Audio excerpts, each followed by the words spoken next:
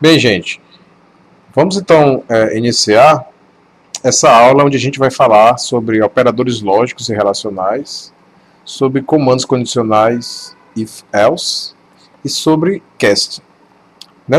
Esse primeiro vídeo, a gente vai falar somente sobre essa primeira parte aqui, onde cast vai ficar então para a segunda parte da aula 4.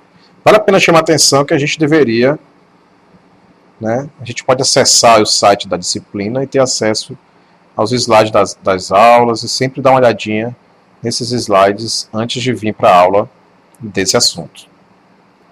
Bom, vamos começar só exemplificando em Java como é que a gente utiliza operadores relacionais. Então a gente tem aqui então um trecho de um programa Java, onde essas reticências significam que aí tem algum código Java escrito, mas que a gente não precisa se preocupar com ele. E aí a gente tem a declaração da variável inteira e um exemplo para o uso de cada operador relacional desse, junto de um comando condicional if, que a gente vai ver melhor daqui a pouco como é que a gente usa ele. O que importa para a gente é perceber o uso dessa expressão aqui. Então, por exemplo, dois sinais de igual é o operador relacional de igualdade. Então aqui a gente está basicamente checando, comparando, se o valor que vai estar atribuído à variável x é igual a 2. No segundo operador, a gente está usando exclamação igual, que é o operador de diferença. A gente está vendo se o valor que está na variável x é diferente de 2. Ou seja, essa expressão vai ser verdadeira se o valor que tiver atribuído à variável x for igual a 2. Desculpe, foi diferente de 2.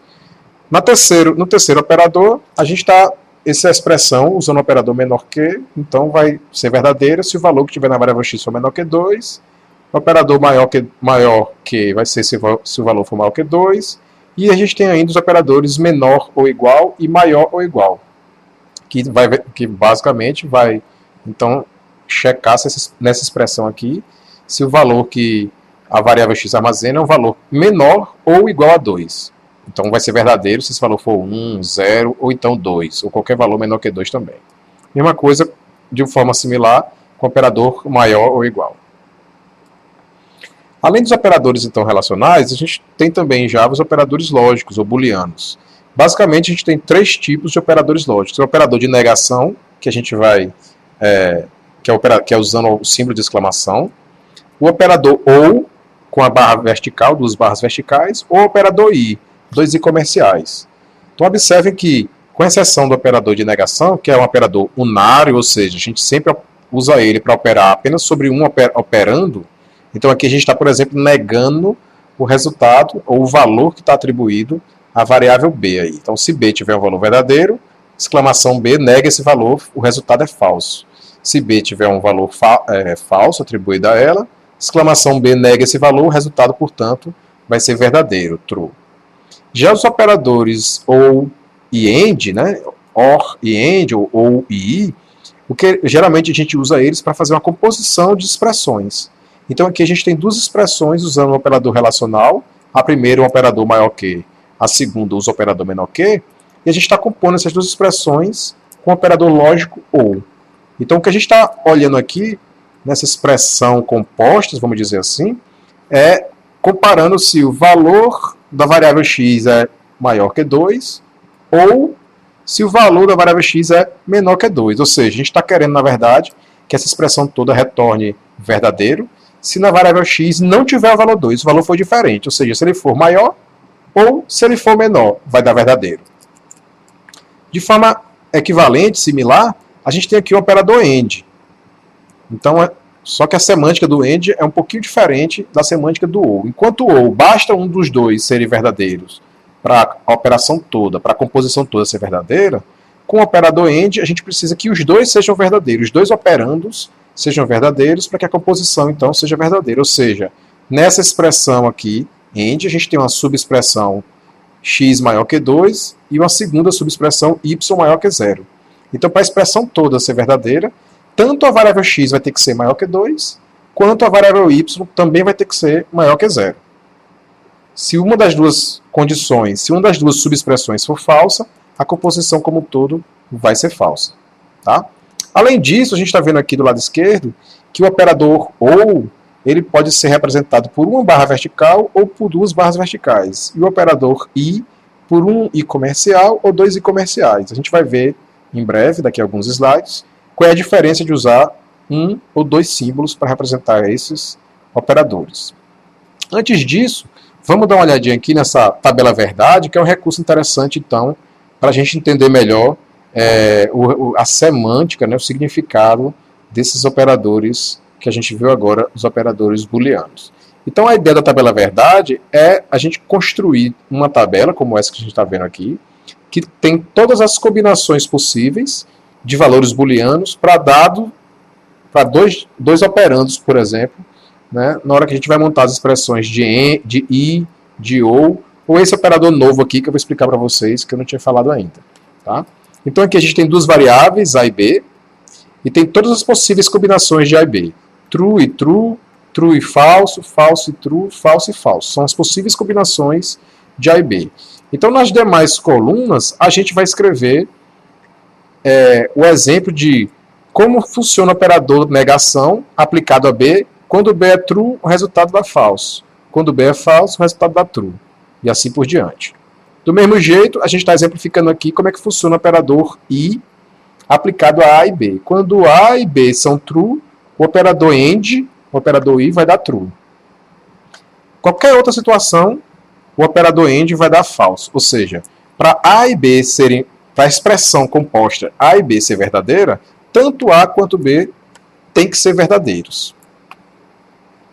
Já o operador OU, basta que apenas um dos operandos seja verdadeiro para que a expressão toda seja verdadeira. Ou seja, qualquer combinação de A e B, onde apenas A ou apenas B for verdadeiro, o resultado todo da combinação vai ser verdadeiro. Só vai ser falso se os dois operandos, tanto A quanto B, forem falsos. Tá?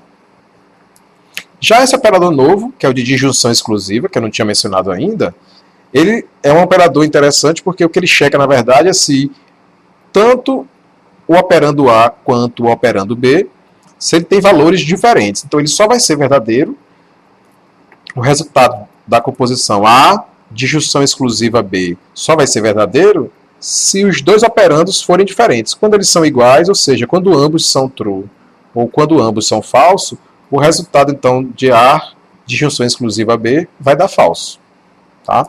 Esse é um operador bem interessante. É importante a gente também chamar atenção para o seguinte, a gente está colocando aqui A e B como se fossem variáveis, mas a gente pode considerar que A e B são expressões, de qualquer expressão mais complexa, inclusive. Então a gente sempre vai poder usar esses operadores aqui booleanos para compor duas expressões também booleanas, é claro, né? Basta que eu avalie a expressão A e a expressão B, e dependendo do resultado, se for true ou se for falso, eu vou saber então como vai ser o resultado dessa composição de expressões booleanas. Vamos fazer um teste já para ver melhor como é que isso funciona. Antes disso, vamos só explicar rapidamente a diferença entre usar um símbolo só ou dois símbolos para os operadores I e OU. Então, a ideia é que os operadores I e OU, quando a gente usa dois símbolos, são chamados de operadores short-circuited, né? O curto-circuito. Porque o que ele faz, na verdade, é uma otimização na hora de avaliar a expressão. Então, vocês lembram que a gente usa o operador AND para compor duas expressões. Se a gente olhar de volta na tabela verdade aqui, então eu falei para vocês que o operador AND, ele só vai dar true se as duas expressões forem true. Se a expressão A e a expressão B forem true. Qualquer outra combinação, o resultado é falso. Ou seja, sempre que eu tiver uma expressão composta com o operador AND, se um dos operandos for falso, eu nem preciso olhar para o outro operando para tomar a decisão, e eu já sei que o resultado todo da composição vai ser falso.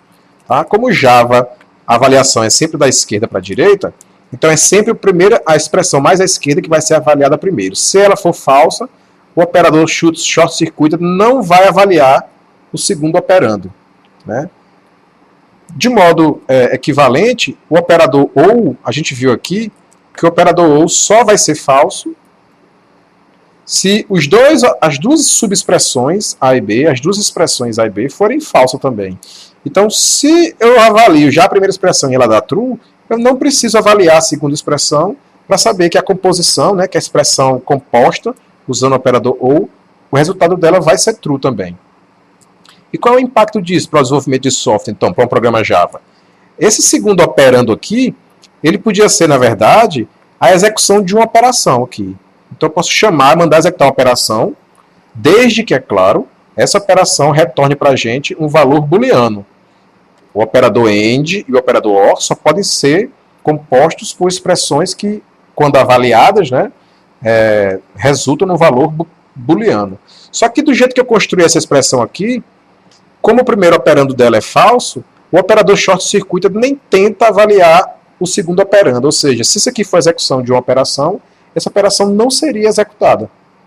Então a gente tem que usar o operador short circuited quando a gente sabe que não vai causar nenhum problema não avaliar o segundo operando, né, das expressões que a gente vai definir usando esse operador. No site da disciplina, vocês podem ver um exemplo que eu criei de um programinha Java que mostra bem essa diferença aí de usar os operadores short circuited ou usar os operadores comuns, vamos chamar assim, tá?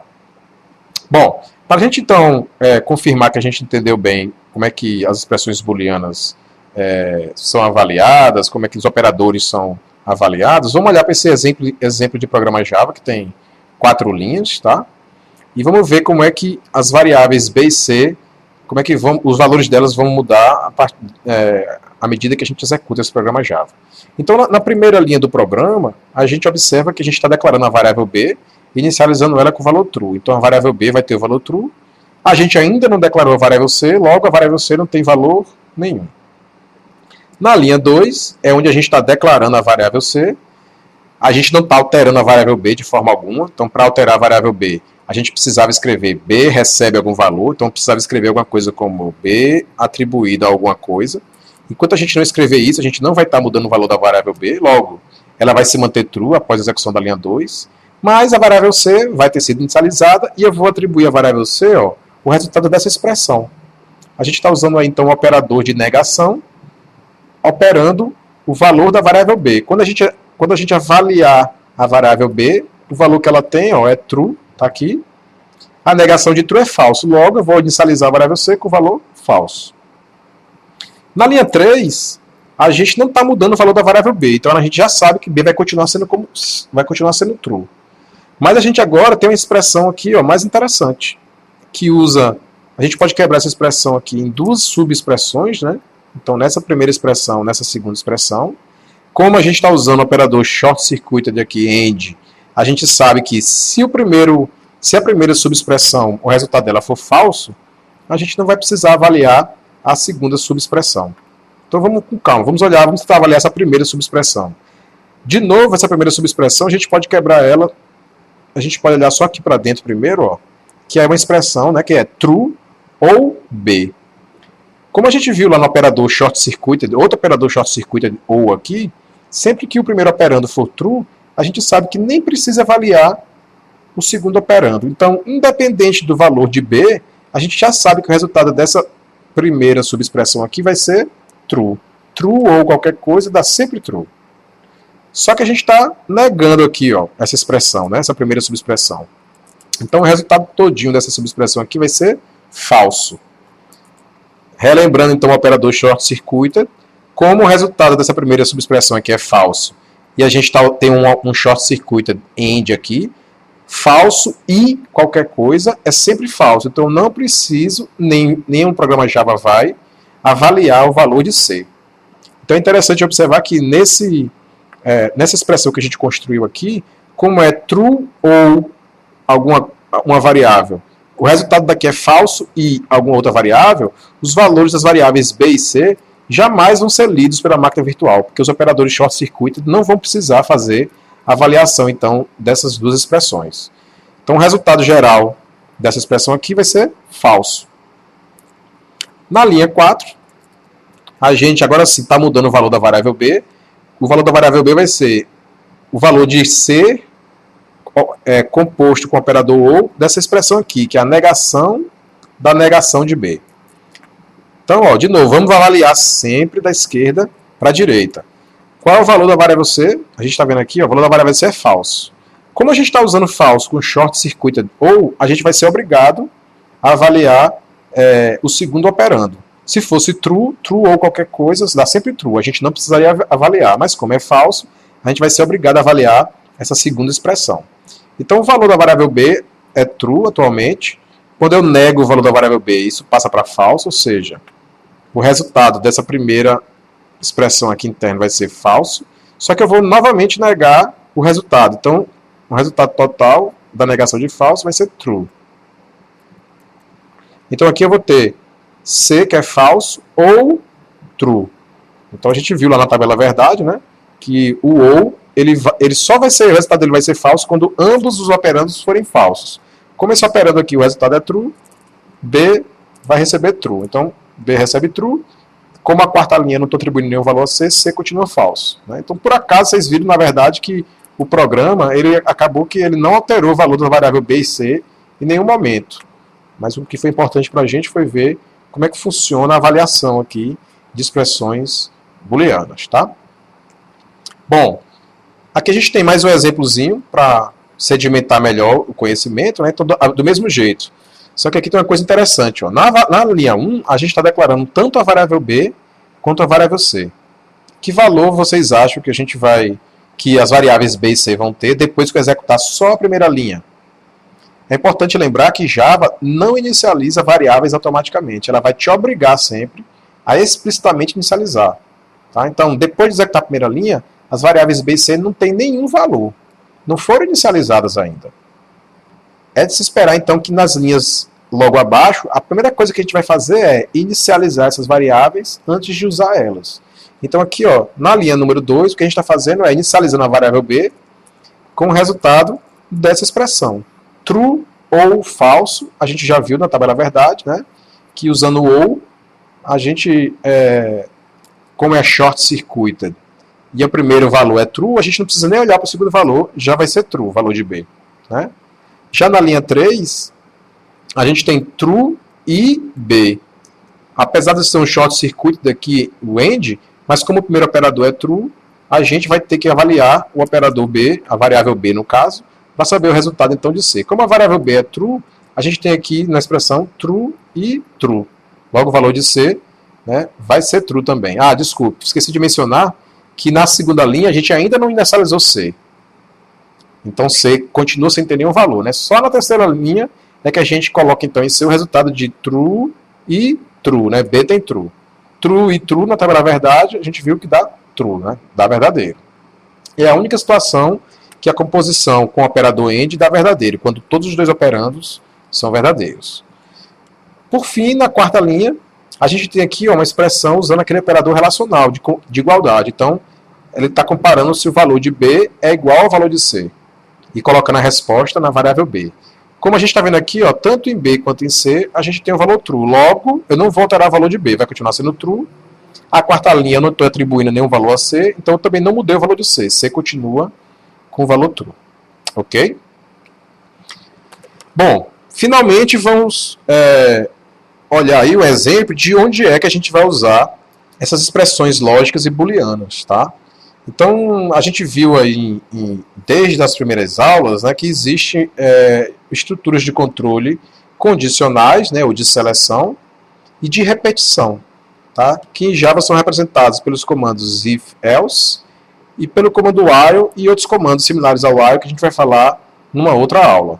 Tá? Então, a ideia geral é que aqui onde a gente tem essa expressão booleana é onde a gente vai usar exatamente as expressões que a gente viu agora, que pode usar um operador relacional, como x maior que 2, por exemplo, mas que também pode compor outras expressões, y maior que 1 ou x maior que 2. Isso aqui tudo também é uma expressão booleana. E a gente viu então nessa aula como a gente pode construir, como a gente vai avaliar, como é que a gente vai descobrir o resultado de expressão booleana. Tá?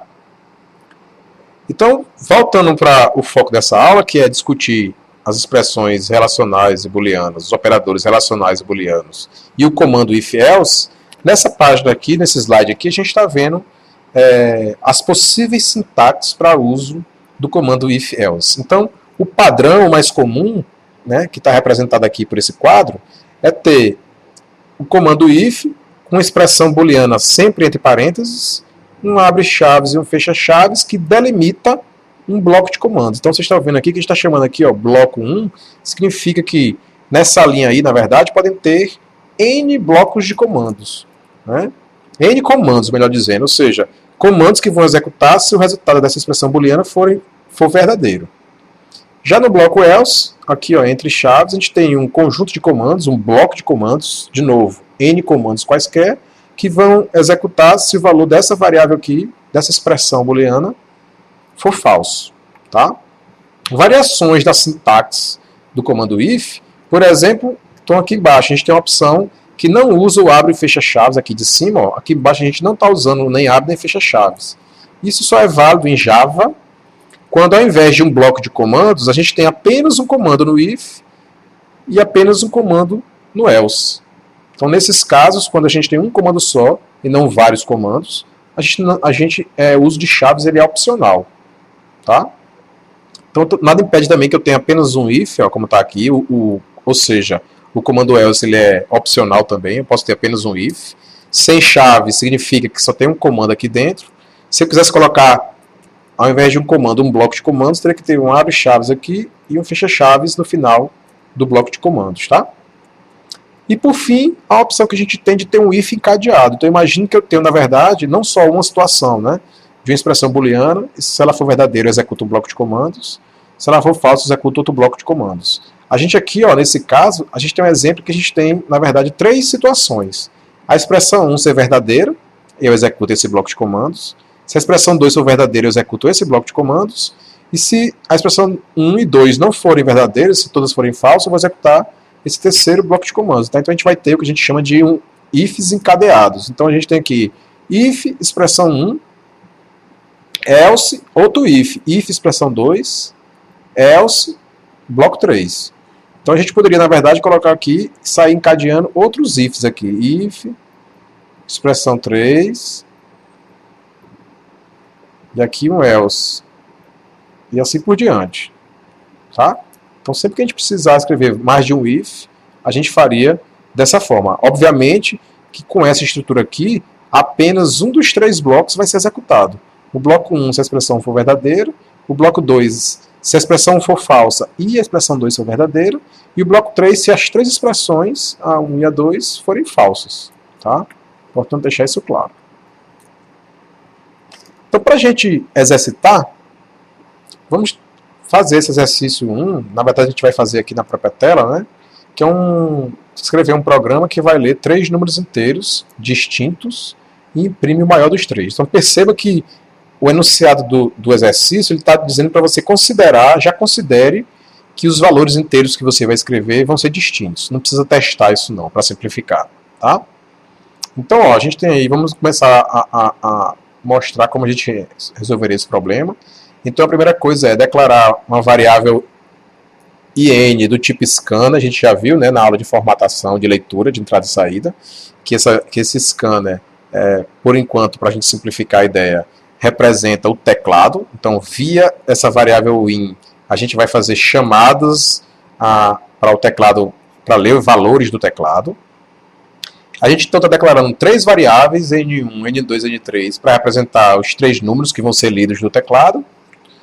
E a gente começa dando uma mensagem pedindo para o usuário digitar o primeiro inteiro. Logo, na linha 4, a gente vai ler o primeiro inteiro. Então, na variável N1, eu vou colocar o resultado da variável IN, que representa o teclado, ponto nextInt, abre e fecha chaves. Parênteses, desculpe. Lembre-se que esse comando, então, é o comando que lê o valor inteiro do teclado, certo? Do mesmo modo, eu vou pedir novamente, imprimir uma mensagem para o usuário digitar o segundo inteiro. Na variável N2 eu leio outro valor inteiro do teclado e armazeno nela. Novamente, peço para o usuário digitar o terceiro inteiro. E na variável N3, então, eu guardo um terceiro inteiro lido do teclado. Então o que a gente tem que fazer agora é, usando as expressões booleanas, os operadores relacionais, os operadores booleanos que a gente viu até agora e o comando de seleção if, a gente tem condição de comparar, né, qual desses 3 números é o maior deles e imprimir, que foi o que o exercício pediu. Então, uma estratégia é essa que a gente está mostrando. Vocês vão depois perceber que a gente pode resolver de outras formas esse problema. Tá? Então, o que a gente fez aqui foi escrever uma expressão booleana que descobre, ou melhor, que testa se o valor de N1 é o maior deles. Ou seja, se N1 for maior que N2 e N1 for maior que N3, significa que N1 é o maior dos três. Nesse caso, o que a gente vai fazer é imprimir o valor de N1. A gente quer então ler 3 números e imprimir o maior deles. Se N1 não for o maior dos três, só resta 2 opções. Ou é N2 ou é N3 o maior valor. Então a gente vai fazer um if encadeado aqui, else if, e escrever a expressão booleana para que retorna verdadeiro se N2 for maior que N3. Então, se for verdadeiro, eu vou imprimir N2. Caso contrário, obviamente, é o N3 que é o maior dos valores, então eu posso simplesmente ter um else que imprime o valor de N3. Tá? Então, esse pedaço de programa que a gente escreveu aqui, ele estaria dentro de um main, né, dentro de uma classe, como a gente viu. Tá? Aqui tem uma perguntinha que é, como é que a gente pode tornar essa solução mais genérica? Então, uma das formas de a gente tornar essa solução mais genérica, que, por exemplo, serviria para qualquer quantidade de números que eu fosse ler do teclado, é se a gente, ao invés de armazenar todos os números que a gente lê do teclado, a gente armazenasse apenas o número que eu li e o maior número que já foi lido. Então, eu teria só 2 variáveis. Então, a ideia é, eu simplesmente peço para digitar um número, leio o valor desse número, e na linha seguinte o que eu tenho que fazer é comparar se esse número é maior do que o número que eu tenho guardado.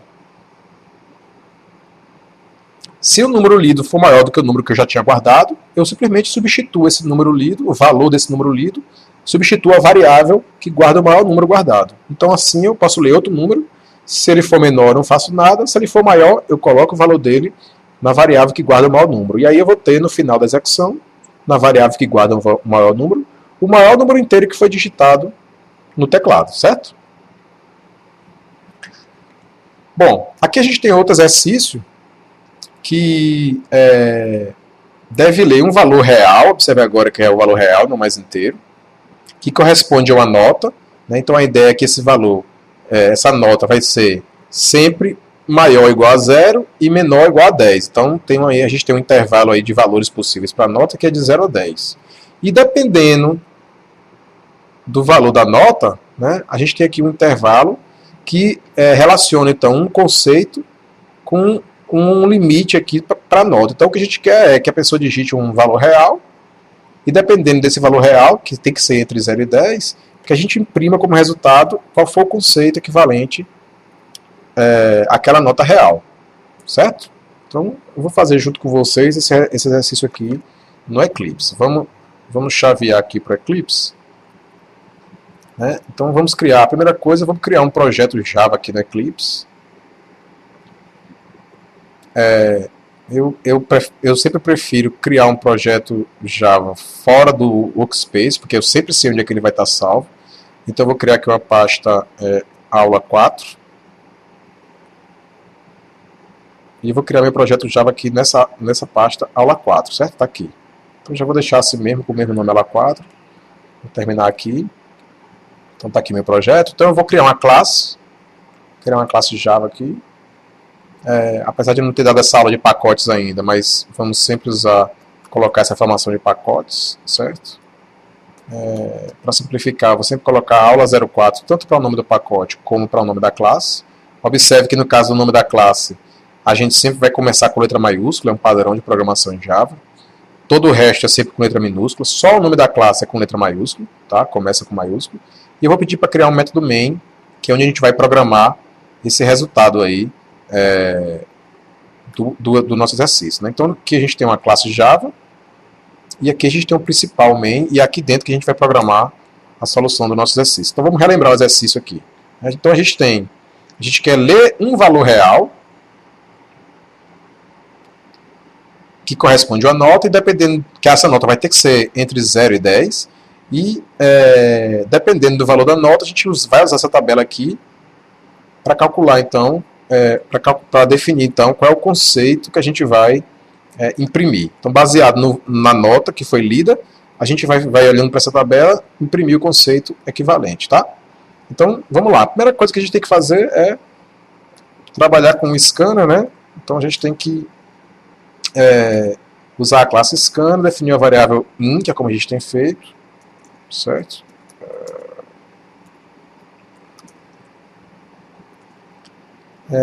E a gente vai usar aqui sempre dessa forma para inicializar então o scanner e preparar ele para ler o valor do teclado.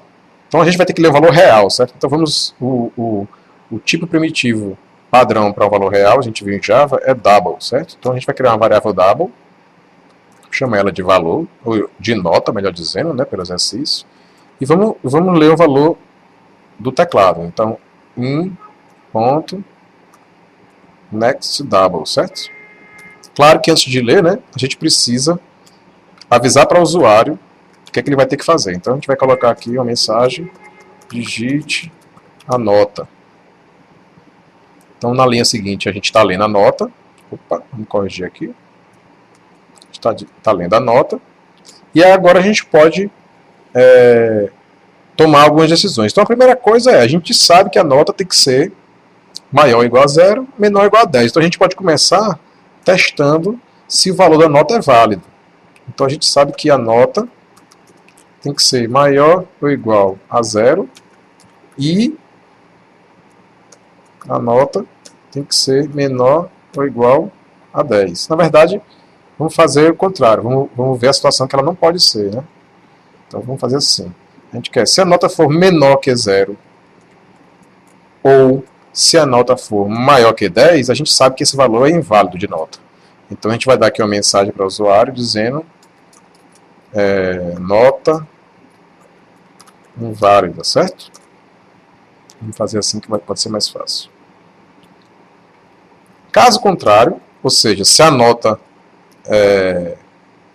for válida, então se o valor da nota estiver dentro do intervalo que a gente quer, a gente vai começar o teste aqui. Então, vamos voltar lá para o programa, para o nosso exercício, para ver quais são os intervalos, certo? Então a gente está vendo aqui, ó, vamos começar da menor nota para maior, que vai facilitar a nossa vida, vocês vão ver por quê já já. Então, se a nota for menor que 3, o conceito é E. Então aqui é esse teste que a gente vai fazer. Então, se nota for menor que 3, a gente sabe que o conceito que a gente vai ter que imprimir é de novo, else, e if a próxima condição. Vamos voltar lá para o programa. De 3 a 5, menor que 5, na verdade, né? Então, maior ou igual a 3 e menor que 5 é D. Então, se nota... Opa! Como a gente já sabe que ela não é menor que 3, então a gente basta testar a outra condição. Se nota é menor que 5. Tá? Por isso é que a gente começou do menor para o maior. Isso facilitou a nossa vida, né? Aqui tem um errozinho de compilação, que o nome estava errado, nota. E aqui é a mesma coisa. A gente vai então imprimir o conceito D. E assim vai.